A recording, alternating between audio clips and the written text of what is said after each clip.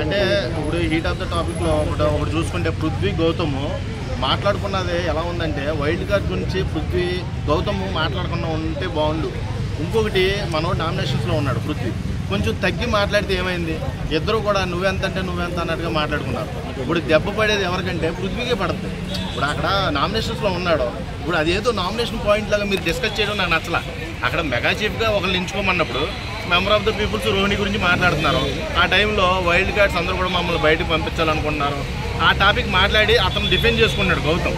నువ్వు మధ్యలో వచ్చి నేను దానికోసం డిఫెండ్ చేయాలన్నావు, అది ఏమన్నా నామినేషన్ పాయింటా డిఫెండ్ చేయడానికి? అలాగా అది కరెక్ట్ కాదు.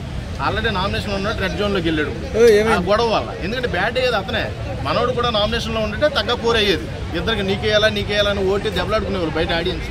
కానీ నీకు ఒక్కడికే బయాస్లు అయిపోయారు. ఇప్పుడు అర్థమైందా? ఈడు కొంచెం బ్యాట్గా ఫస్ట్ నుంచి ఈయన ఏమైనా సరే బయటకు పంపించాలనే ద్వారా. కాబట్టి ఆ విధంగా చూసుకుంటే తగ్గితే బాగుండని నాకు అనిపించింది.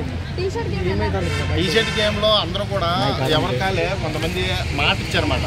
ఆ మాట ఇచ్చిన వాళ్ళు కొంతమంది నిలబడ్డారు, కొంతమంది ఏమో నిలబడాల. నబీల్ విషయంలో ఎవరో నిలబడాలి.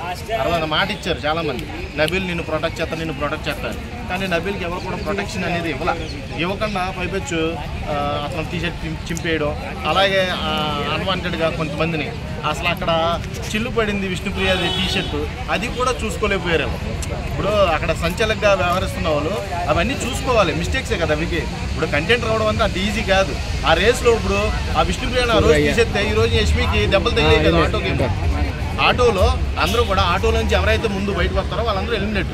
ఆ ఆటో నుంచి బయటకు రాకుండా ప్రొటెక్ట్ చేసుకునేది. వాళ్ళిద్దరూ బలంగా ఉన్నారు కాబట్టి పృథ్వీ విష్ణుప్రియ వాళ్ళిద్దరూ కూడా బయట లవ్ ట్రాక్ నడుపుతారు కాబట్టి వాళ్ళిద్దరూ కలిసిపోయి అందరినీ తోస్తారు. అసలు యష్మిని అయితే మరీ దారుణంగా తోసారు అనమాట, రక్కేశారు యష్మిని. అసలు అదే దెబ్బలు తగిలి బాగా ఏడ్చేసిందన్నమాట బయటకు వచ్చి. మీ ఇద్దరు ఎలా ఆడతారో చూస్తారన్నప్పుడు మన రోహిణి కూడా అంది కదా, వాళ్ళిద్దరు ఎందుకు ఆడతారా మన పిచ్చ కాకపోతే అంది.